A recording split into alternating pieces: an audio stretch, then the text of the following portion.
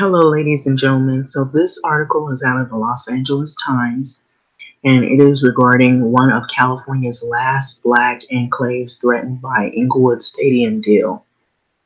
And so, I was reading it yesterday, actually. And so, this is true because I don't live in the Inglewood area, but this is a sad, stark reality. And so, I believe there's a video that is associated with it, and that video shows Inglewood and a current resident that is threatened to have to move or has to move because of the price hikes. And so Inglewood has come a long way since Dr. Dre proclaimed in the 90s that it was always up to no good. So a surge of economic development is wiping away its reputation as a battle zone for rival gangs and promises to remake the city not only into a sports and entertainment mecca, but also a cultural destination. But now that Inglewood is on the come up, longtime residents and city officials face a different challenge. So many who have weathered decades of hardship no longer can afford to live there and are being left out of the economic renaissance. So Donald, who his name is Donald Martin, he's 67 years of age, lost the roof over his head after a new landlord evicted him with just 60 days notice from the building he had lived in for almost a decade. Tamisha Pinson, who lives next door to the new LA Rams and Charger Stadium entertainment complex, received a notice that the monthly rent on her two-bedroom Inglewood apartment would spike from $1,145 to $2,725. So it makes you feel pushed out, like we don't need you guys no more. The upper class is going to be moving in, said Pinson, who's 43 years of age, a mother of two who takes in a foster child. So the home prices have soared and the rents rise in Inglewood is struggling to meet its goal of encouraging more investment while trying to preserve one of California's last remaining African American enclaves. So Inglewood is the city of champions, as it usually is stated, and like all good champions, Inglewood is rising again, said Danielle Tabor, a former mayor and councilman. But here's the drawback: it has been a missed opportunity for economic participation by residents and local businessmen. And so these were neighborhoods that were pretty much black neighborhoods for a long period of time. So not long ago, the city was struggling with decades of decline exacerbated by the loss of two economic engines, the Lakers and the Hollywood Park racetrack. So now the white skeleton of the $2.6 billion NFL stadium and entertainment district is rising along Century Boulevard. So you can see it as you drive through Inglewood. You can see them building. They're doing lots of building. So plans for a new LA Clippers arena are crystallizing. So a $14.5 million Frank Gehry designed home for the LA Philharmonic Youth Orchestra is underway, and a Girl Scouts of Greater Los Angeles moved its regional headquarters to Inglewood last February. So it's steady building up, and money is there, but this is the drawback for the longtime residents. We all know when the Girl Scouts come, it's all over, Mayor James T. Butts Jr. joked to a group of homeowners last year. So in his view, the Scouts' arrival pins a badge of safety on his city, in turn luring still more investment. So all these attractions will become easier to visit with next year's scheduled opening $2 billion, 8.5 million or 8.5 mile Crenshaw light rail line. So all of this is being built. If you come here to Los Angeles, you'll see where they're building the Crenshaw light rail line, and they're also building up these stadiums. But activists are pressing City Hall, demanding officials do more to protect residents that have been there for decades against ballooning rents. So in March, the city adopted a temporary cap on increases and evictions, but some say that the measure is too little too late. So here's the people, our home, our choice. So these are people who have been in the area for maybe a decade or more, or have grown up in the area and been there for a long time. So Uplift Inglewood, a tenants' rights group, is suing the city and a developer to halt the construction of the Clippers Arena, a project that would allow the city to use eminent domain to confiscate property at the southwest corner of Century Boulevard and Prairie Avenue. So the lawsuit alleges that the city's proposed sale of public land to build the Clippers project violates the state law that requires prioritizing the use of such land for affordable housing. So D. Artin Yanan Scorza, 38 years of age, who sits on the city's school board, said that he helped create Uplift Inglewood to give a voice to the vulnerable renters. So he knows their plight. So when he was a grade schooler, his family was evicted from the Inglewood townhouse. They couldn't afford the rent. Although he supports the football stadium project, he wants to use it to leverage development and investment to benefit Blacks and Hispanics, Latinos, who account for an estimated 42% to 51%, respectively, of Inglewood's residents. So he wanted to be a model for investment without displacement, Scorza said. So, in other words, he still wants the projects of all of the entertainment complex to continue forward, but he doesn't. Additionally, he does not want longtime residents to be displaced from their neighborhoods they've always known. So we didn't want to that capital to come in and flood out the folks who live there. So at the center of the fray is Mayor Butts, who was reelected to a third term in 2018 with 63% of the vote. While in office, he has tried to juggle, rather, jiggle, seemingly opposing goals, courting fair, uh, pharaonic, pharaonic projects like the NFL stadium, okay, while persuading landlords to keep rent stable and trying to ensure that longtime owners reap the benefits as well of thriving markets that has pushed the median home value in the city of 110,000 to 555,000. So a lack of rent control makes Inglewood an attractive investment opportunity. So owners have been able to jack up rents and kick out month-to-month tenants with just 60 days notice. So two-thirds of the city's residents are renters. About a quarter who live here are older than 55 years of age, and many are on fixed incomes.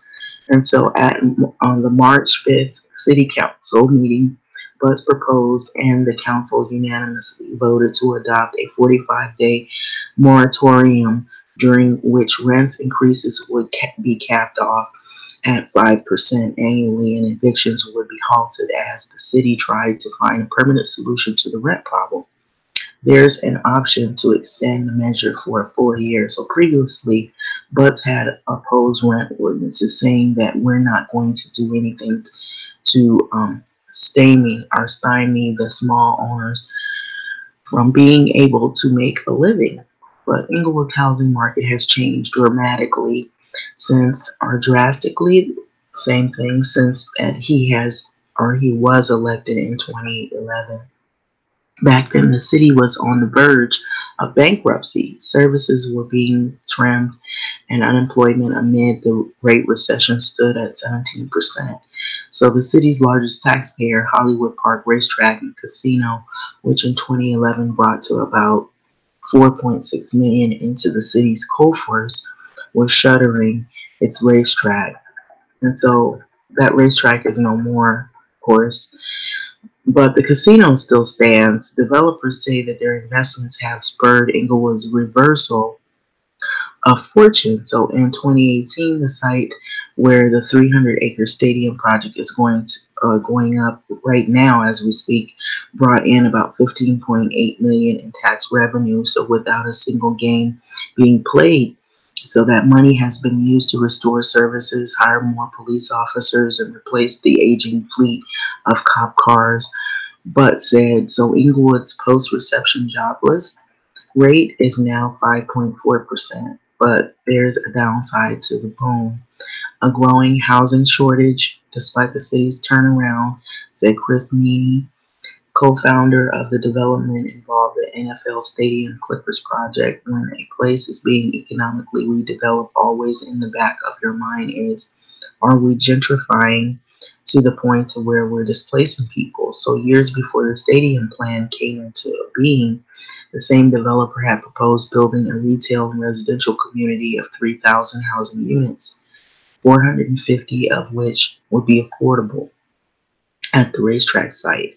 So the project would have included upscale market rate housing and attracting high income earners and raise the city's tax base. So 2008 city's officials and developers agreed to spread the affordable units throughout the city. Now, when completed, the stadium entertainment complex will include Inglewood's largest housing project with 2,500 units, and none are set aside for low income residents, just high earning people. So you see a graph here to my or to your right, which shows the rising house cost in Inglewood. So Butts said that the city had constructed hundreds of affordable units since he had took office, that another 180 would be added over the next 3 years. But Inglewood is a long way from fulfilling a 2021 housing goal, 567 below market units. So it hasn't produced any affordable housing since the end of 2013, when all the LA County City were required to set goals for the next 7 years, according to the state's Department of Housing and Community Development. So Russ Hermrich, a spokesman for the State Business, Consumer Services, and Housing Agency, said many communities have failed to meet their targets.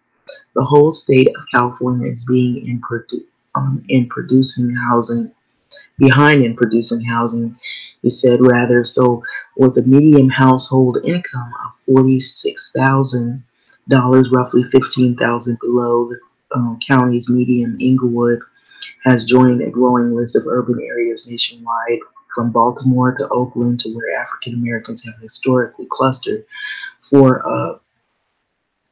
comfort or because of race-based redlining policies that were historical, of course, but now feel that they are being pushed out.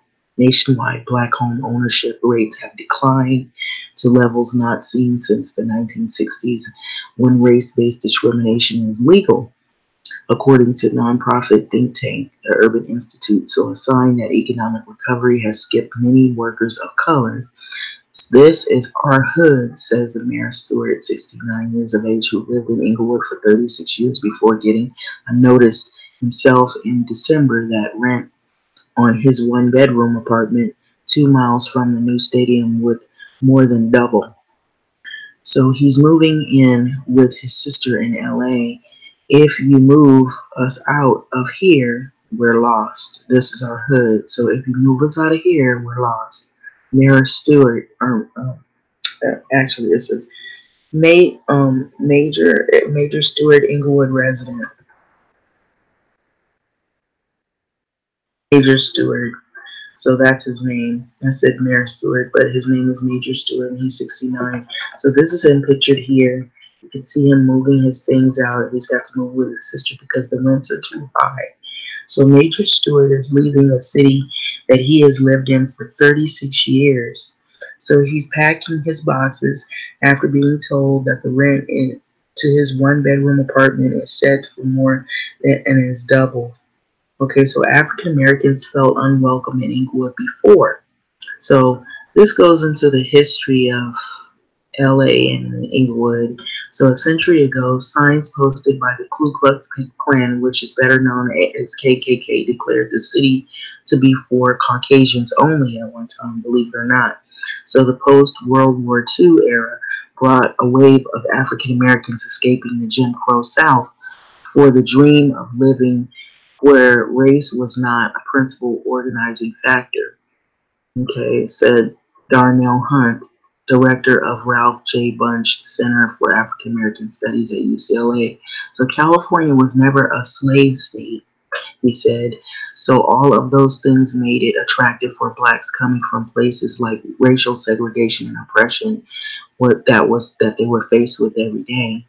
So many of the transplants secured good paying jobs in defense industry, but as more blacks arrived, Jim Crow followed them. So realtors refused to show them homes. This is how Inglewood transformed. So racial covenants tucked into property deeds prohibiting selling to blacks, keeping large swaths of present-day South LA and Inglewood Caucasian only. So you can see a historical picture here in the area of what was going on in that time. And so the police officers searched for weapons during the Watts riots of 1965 that took place. Okay, so a series of state and federal laws made housing discrimination illegal, but it took about 1965 Watts riot to truly integrate Inglewood, and middle-class blacks moved further west in search of a place to lay down community roots. So by the 1970s, 1 in 10 Inglewood residents were black, but as the region's manufacturing base shrank, high-paying union jobs disappeared. Industry trends and the shift in residents' spending power caused many of the city's businesses to close. The Lakers, the Kings, moved to downtown LA in 1999. Efforts to revitalize Inglewood Market Street failed, so the state took over the city's troubled schools in 2012. Hollywood Park held its final race that following year. So Inglewood was in decline and edging towards insolvency, said me, the developer. And so this is here. The Rams quarterback, Jared, I think his name is Jared Goff, tosses a football to the workers while touring the under construction stadium of Los Angeles at Hollywood Park in June of 2018. So this is what they're building. And it looks a lot even more developed than that. They're almost not too long done with it. So then the NFL stadium plans came a supervising or a surprising. I'm saying supervising. I'm looking at the picture as well. So it came a surprising revival of this growth, the growth of the technology sector in Playa Vista, Silicon Beach also began to change Inglewood, much as the tech boom has spilled into black communities of Oakland, Boston, Seattle. Newcomers with higher salaries found their dollar could stretch a lot further. So the city's image also has been buffed by a positive pop culture imagery such as HBO's hit comedy drama Insecure, depicting the trials and triumphs of 20-something black female protagonist who lives in Inglewood. So Insecure does a pretty good job of showing the world the other side of South LA, Hunt said, that maybe you didn't see if you saw were the gangster movies in 1990s and everything that came thereafter the 1992 uprising riots with the Rodney King trial. And so this is Clarence Johnson, who's snapping a picture of his home for sale in Inglewood. Johnson has seen the value of the duplex he owns in the city spike with the current economic boom. And so for Clarence, buying an Inglewood home was a gamble that paid off. So the 34-year-old father of two found a duplex that fit his budget, nestled on a tree-lined street of the West 102nd Street. So he lives in a one unit and rents out the other. Okay, so he rents the other side out. And so when he moved to Inglewood in 2011, He said that parts of the city resembled a rap video. So people with intimidating stares clustered on the street corners, and when he used to tell people where he lived, they replied, "You can always move. Inglewood is a good start."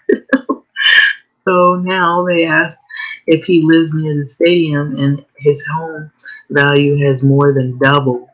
Butts has admitted to understanding the rent increase problem, once thinking it could be solved on a case-by-case basis, but over the last few years, the mayor said that he would reach out to the residents when rumors of price gouging and displacement surface online, but often did not hear back.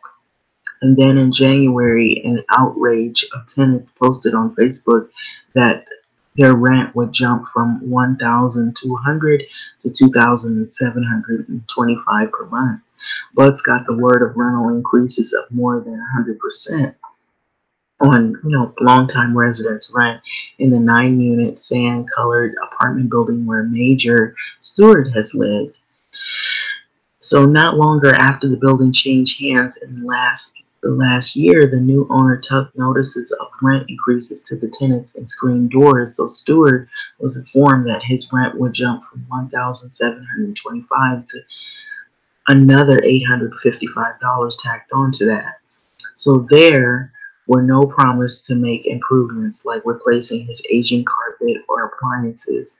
So a lot of the things that he had, they just stayed there for the many decades that he lived there, Major Stewart said. So this is the apartment pictured here. The rent is set to rise at Tamisha Pence's apartment next door to where the new LA Rams Charger Stadium and Entertainment Complex is. Increase of notices also went to Tamisha Penson's 28-unit complex, which was owned by the same property management company, and Butt stepped in. So he met days later with Adrian Mallon, the head of Regents 99 LLC, crafted an agreement and gave renters in a 2-apartment building several choices, including gradual increases of $10,000 lump sum to move out by April. Okay, so it was somewhat a victory for us, said 40-year-old Angel Burrell, a longtime resident who plans to take the lump sum and move to a family-owned duplex in Inglewood. So Mallon declined to comment, but in the email that wrote, "I have a lot of respect for Mayor Butts." Okay. But the community triumph was short-lived. In February, Butts learned that 2 more properties had experienced a sharp rent hike.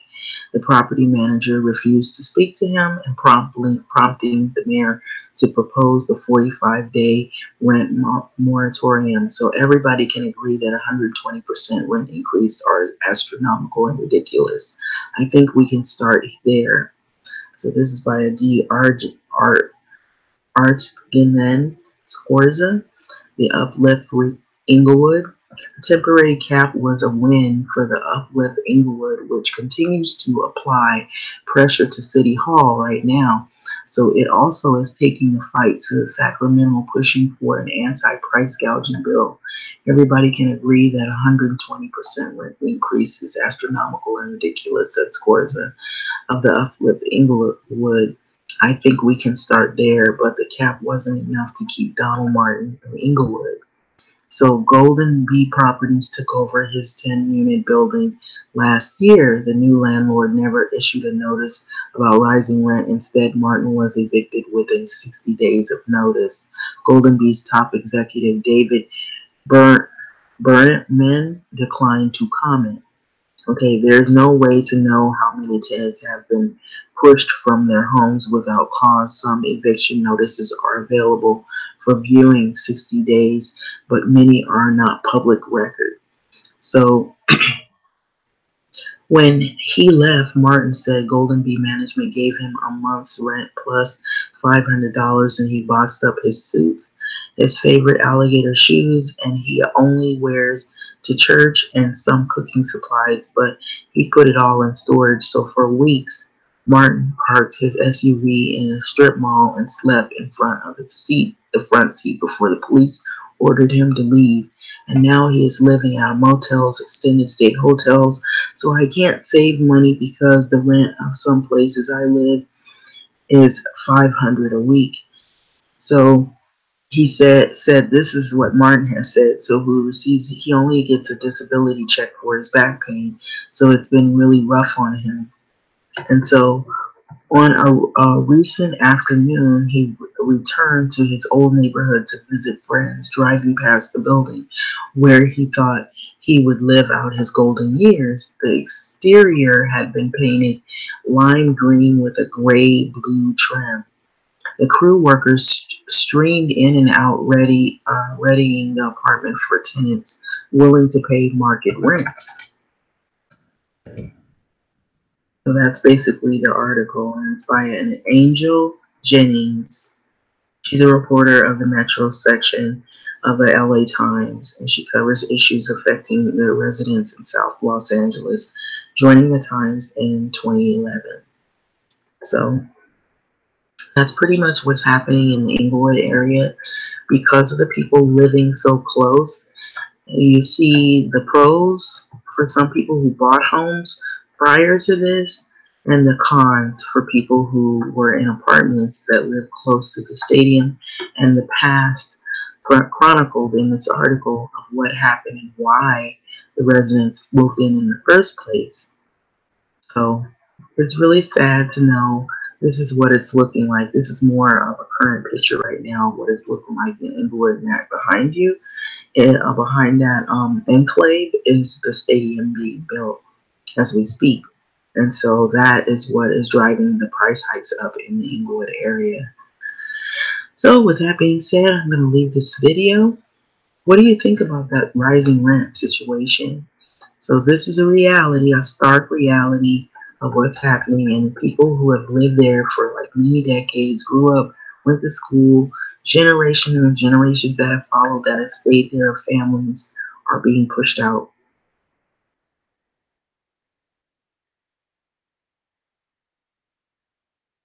Thanks for listening. I'm going to leave you with this video.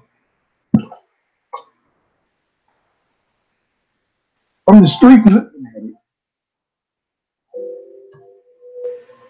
it's humongous.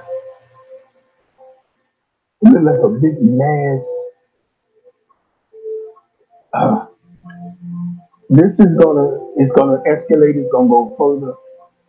It's gonna get bigger, and a lot of more people are gonna lose their apartments and have to move. It's not gonna be the Inglewood that we know. It's gonna change drastically. I wish they'd wake up and understand what's going on and stop trying to say, "Oh, it's not the stadium." Well, we were doing fine until you decided to build the stadium.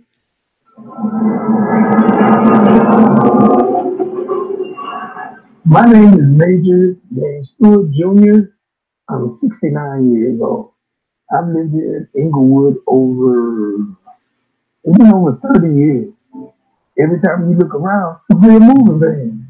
And everybody that I know is moving out of the city. I don't want to leave. I didn't want to leave. I was like, I was content. But I gotta do what I gotta do. I gotta move out of here, move to my sister's, and then move out of there and move into another place. So, that's not home.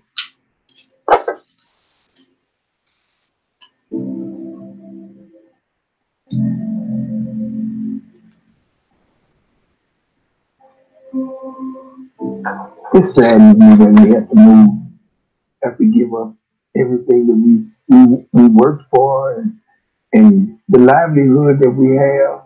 And then you gotta move. God, come on. Starting all over again. That's the problem.